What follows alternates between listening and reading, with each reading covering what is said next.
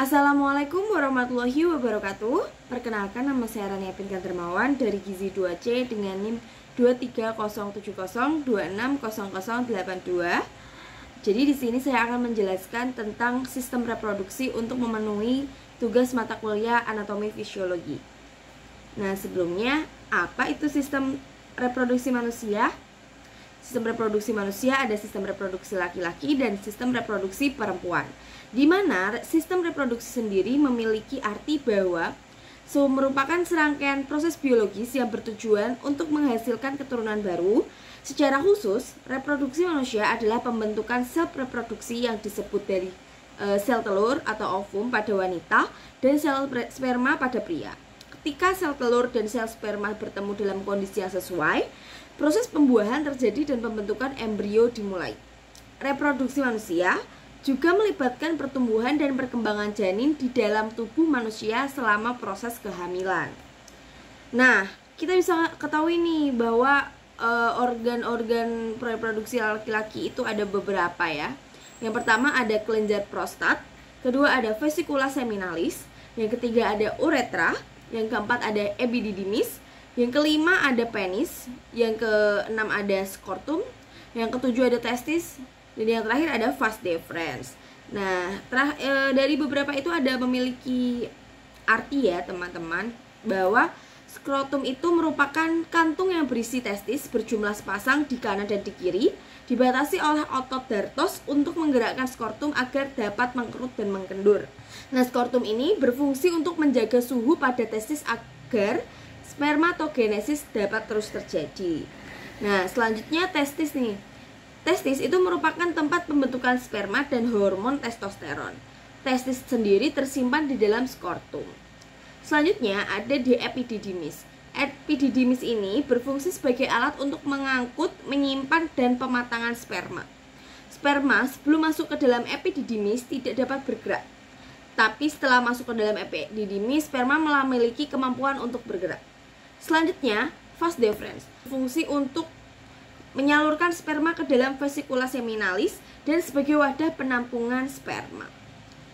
Bagian selanjutnya adalah kelenjar prostat, di mana letaknya berada di bawah kandung kemih. Fungsinya untuk mensekresikan cairan yang berwarna putih keabu-abuan yang sifatnya basah. Cairan yang berasal dari kelenjar prostat ini bersatu dengan cairan vesikula seminalis yang akan membentuk menjadi tempat hidup dan bergeraknya sperma. Selanjutnya ada vesikula seminalis.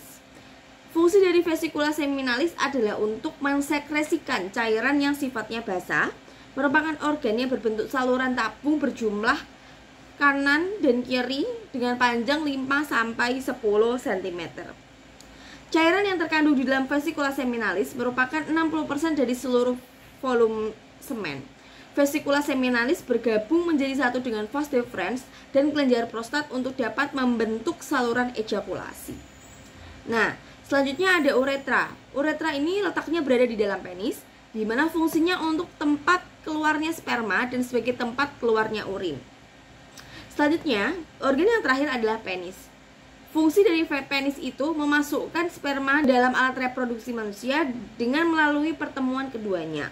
Penis merupakan organ yang tersusun dari otot-otot yang dapat tegang dan dilapisi lapisan kulit tipis. Dalam proses tegangnya ini disebut dengan ereksi. Dikarenakan terdapat rangsangan yang dapat membuat pembuluh darah yang pada di penis terisi. Setelah melakukan sunat atau khitan, kulit tipis yang melapisi gland penis akan dipotong. Penis melakukan ejakulasi juga, yaitu merupakan pengeluaran sperma melalui uretra. Selama ejakulasi otot yang terdapat di kandung kemih kemudian mengkerut. Itu mencegah sperma masuk ke dalam kandung kemih. Ejakulasi tidak dapat dilakukan bersamaan dengan kencing. Nah, selanjutnya kita akan membahas tentang ekresi dan ejakulasi, di mana ereksi merupakan keadaan di mana penis menegang dan membesar.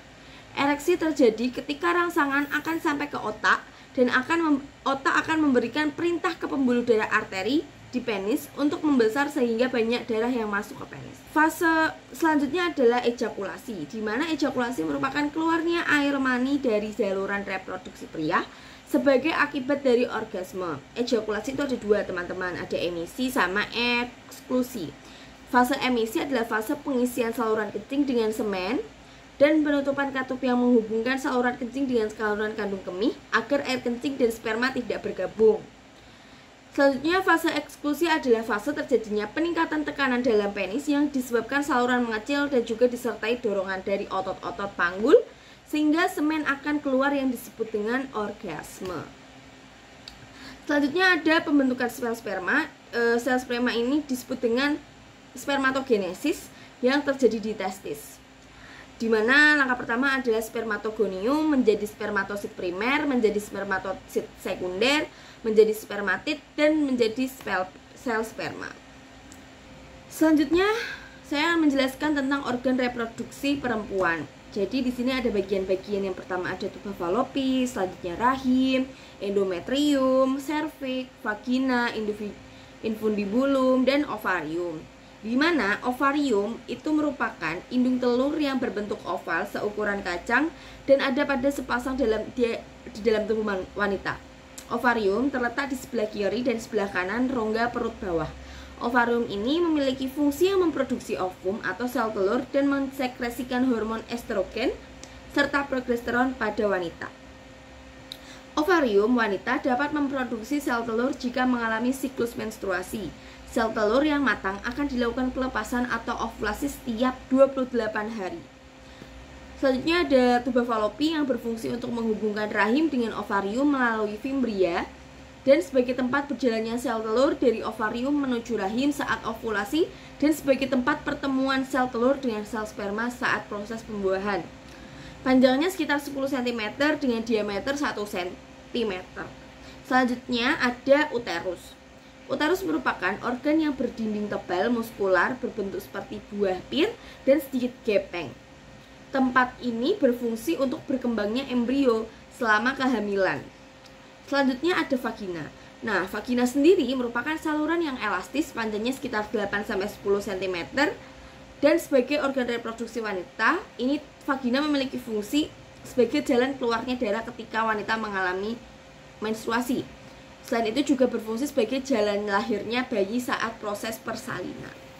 Selain itu, vagina juga dilalui darah dalam saat menstruasi dan merupakan jalan lahir karena terbentuk dari otot, sehingga vagina bisa melebar dan menyempit.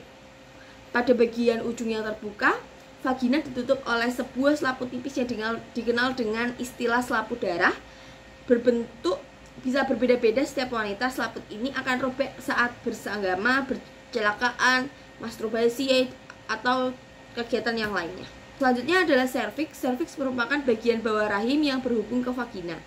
Satu fungsi serviks adalah memproduksi lendir atau mukus. Lendir membantu menyalurkan sperma dari vagina ke rahim saat berhubungan seksual, di mana pada sekitar waktu ovulasi, mukus ini menjadi banyak elastis dan licin. Hal ini membantu spermatozoa untuk mencapai uterus. Saluran yang berdinding tebal ini akan menipis dan membuka saat proses persalinan. Saya akan menjelaskan tentang pembentukan sel telur. Sel telur ini disebut namanya oogenesis. Oogenesis dimulai dari oogonium, kemudian menjadi oosit primer, kemudian menjadi oosit sekunder, dan yang terakhir menjadi ovum. Selanjutnya ada ovulasi. Ovulasi merupakan proses keluarnya ovum dari ovarium. Proses ini terjadi ketika folikel telur dan ovarium pecah dan melepaskan sel telur yang sudah matang ke tuba falopi agar dapat dibuahi oleh sperma. Proses ovulasi akan dimulai saat hipotalamus melepaskan gonadotropin releasing hormone yang dapat merangsang kelenjar pituitari untuk memproduksi FSH dan LH. Lalu di antara hari ke-6 sampai 14 dari siklus menstruasi, hormon FSH tersebut akan folikel telur di salah satu ovarium matang. Di pertengahan siklus menstruasi akan terjadi peningkatan kadar hormon LH yang menyebabkan ovarium melepaskan telur yang matang. Setelah ovulasi, hormon progesteron akan meningkat dan membantu rahim sebelum masa kehamilan agar dapat terjadi proses pembuahan sel telur. Selanjutnya ada menstruasi, di mana menstruasi merupakan keluarnya darah dari vagina yang terjadi sebagai dampak dari siklus bulanan. Organ reproduksi wanita akan mempersiapkan kehamilan setiap bulannya. Persiapan ini ditandai dengan terjadinya penebalan dinding rahim yang berisi pembuluh darah. Apabila kehamilan tidak terjadi, endometrium akan meluruh dan keluar dari bersama darah melalui vagina. Inilah yang dikenal dengan menstruasi. Menstruasi pertama bisa terjadi lebih cepat atau lebih lambat. Namun, siklus menstruasi pertama rata-rata dimulai pada usia 12 tahun atau 2-3 tahun setelah payudara menumbuh. Nah, hormon yang mempengaruhi menstruasi ada beberapa. Yang pertama ada estrogen yang berperan pada pertumbuhan tubuh remaja dalam masa pubertas serta terlibat dalam pembentukan kembali lapisan rahim. Yang kedua, ada hormon pelepas gonadotropin di mana diproduksi oleh otak yang membantu memberikan rangsangan pada tubuh untuk menghasilkan hormon perangsang folikel dan hormon pelutin. Ketiga, ada hormon pelutin. Hormon ini yang berfungsi untuk merangsang sel telur dalam proses ovulasi, maksud saya. Yang keempat, ada hormon perangsang folikel. Hormon ini berfungsi membantu sel telur dan ovarium matang dan siap untuk dilepaskan. Hormon ini diproduksi oleh kelenjar pituitari pada bagian bawah otak. Yang terakhir ada hormon progesteron. Hormon ini bekerja sama dengan estrogen guna menjaga siklus reproduksi dan menjaga kehamilan dengan penebalan dinding rahim. Selanjutnya, fase dalam siklus menstruasi. Yang pertama adalah menstruasi 4-6 hari. Fase menstruasi ditandai dengan luruhnya endometrium atau dinding rahim yang berisi pembuluh darah. Yang kedua ada fase folikular. Folikular ini ovarium akan membentuk folikel yang berisi sel telur dan matang akan tumbuh dan merangsang penebalan dinding rahim. Yang ketiga ada fase ovulasi, di mana fase ovulasi saat ovarium melepas sel telur dan sudah matang dan siap dibuahi oleh sel sperma. Akan tetapi, apabila tidak terjadi pembuahan, sel telur akan melebur dalam waktu 24 jam setelah fase ovulasi. Yang terakhir ada fase luteal, di mana ditandai dengan sel telur yang berubah menjadi jaringan yang disebut dengan lopus luteum, yang akan mengeluarkan hormon membuat dinding rahim menjadi lebih tebal. Selanjutnya adalah proses pembuahan. Fertilisasi merupakan proses peleburan antara satu sel sperma dengan satu sel telur yang sudah matang. Sel telur sudah dibuahi berubah menjadi zigot dan menempel pada dinding rahim. Pembuahan terjadi setelah berhubungan intim, sekitar 200-300 juta sel sperma akan masuk ke vagina. Dari ratusan sel sperma tersebut hanya ada satu sel sperma yang akan bertemu dengan sel telur. Dalam waktu 24 jam setelah pembuahan terjadi, sel telur akan berubah menjadi zigot. Zigot ini kemudian akan berkembang menjadi embrio atau bakal janin dan menempel di dinding rahim pada dalam waktu 5-10 hari. Selanjutnya adalah perjalanan sel sperma hingga pembuahan. Jadi yang pertama melalui testis, kemudian epididymis, vas deferens, uretra, mengalami ejakulasi, setelah itu memasuki vagina, cervix, uterus, tubuh fallopi, dan fertilisasi. Kehamilan sendiri adalah salah satu kondisi yang digunakan untuk menggambarkan periode saat janin berkembang dalam rahim. Pada prosesnya, kehamilan berlangsung selama 40 minggu atau lebih. Waktu itu dihitung dari periode menstruasi terakhir. Setelah pembuatan zigot terbentuk, dalam waktu bersamaan, dinding rahim menebal penuh dengan pembuluh darah, siap menerima zigot. Zigot menempel pada rahim untuk berkembang dan berubah menjadi embrio. Terbentuk plasenta dan tali pusar sebagai penghubung antara embrio dengan ibunya. Ada fase kehamilan pada trimester pertama atau 1-12 minggu. Ada perubahan fisik dan hormon yang terjadi pada ibu hamil. Pada trimester pertama ini, janin akan mengembang sempurna organnya pada akhir bulan ketiga. Ibu hamil dianjurkan menambahkan konsumsi asam folat. Pada trimester kedua atau 13 hingga 28 minggu, sebagian besar gejala hamil awal seperti morning sickness akan menghilang. Perut juga akan mengalami membesar karena rahim akan tumbuh dengan cepat daripada masa-masa ini. Selanjutnya pada trimester ketiga, janin sudah bisa membuka dan menutup mata dan menghisap jempolnya. Janin juga bisa menendang, menggerakkan badan, dan merespon cahaya. Memasuki bulan ke-8, pertumbuhan otak dan akan berlangsung lebih cepat. Ibu mungkin bisa mendapatkan bentuk sikap atau tumit di perut. Di bulan 9 ini, paru-paru sudah matang dan siap bekerja sendiri. Selanjutnya saya akan menjelaskan tentang penyakit dalam reproduksi laki-laki. Yang pertama ada epididymitis, di mana penyakit ini terjadi akibat adanya peradangan pada epididymis, yaitu saluran di dalam skortum yang menempel pada testis. Penyakit ini menyebabkan buah zakar bengkak dan nyeri, air mani mengandung darah, nyeri saat buang air kecil, dan ejakulasi. serta gangguan kesuburan. Selanjutnya ada orchitis, di mana salah satu penyakit ini cukup sering terjadi. Orchitis merupakan peradangan pada testis yang biasanya disebabkan oleh infeksi bakteri atau virus. Selanjutnya ada gangguan prostat, di mana gangguan prostat merupakan kelenjar pada sistem reproduksi pria yang membungkus saluran kemih. Gangguan pada prostat ini dapat beradangan pembesaran prostat BPH atau kanker prostat. Yang terakhir adalah hernia inguinal, merupakan gangguan yang ditandai dengan sebagian usus terdorong menembus dinding abdominal dan masuk ke dalam keselangkangan. Di dalam reproduksi wanita, yang pertama ada endometriosis. Penyakit ini terjadi ketika jaringan membentuk lapisan dalam dinding rahim tumbuh di tempat lain. Jaringan tersebut dapat tumbuh di ovarium, bagian belakang rahim, usus, atau bagian dinding kemih. Jaringan yang salah tempat ini juga akan menyebabkan nyeri haid yang hebat. Yang kedua ada radang panggul, di mana penyakit ini diakibatkan oleh bakteri, penyebab infeksi yang merambat masuk ke dalam panggul melalui vagina atau leher rahim.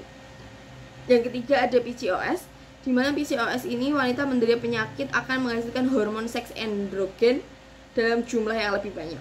Akibatnya penderita akan mengalami sulit hamil serta menstruasi yang tidak teratur atau bahkan tidak menstruasi sama sekali. Selanjutnya ada miom. Miom merupakan tumor jinak yang tumbuh di rahim. Tumor ini berbentuk dari jaringan otot rahim. Penyakit pada sistem reproduksi wanita ini sering menyerang wanita yang usia produktif. Gejala yang berupa pendarahan dari vagina luar masa haid, nyeri panggul, kram, nyeri punggung, dan sering merasa ingin pipis. Yang kedua ada kanker serviks, di mana kanker serviks merupakan jenis kanker yang dimulai dari leher rahim yang sebagian besar disebabkan oleh infeksi virus papiloma manusia.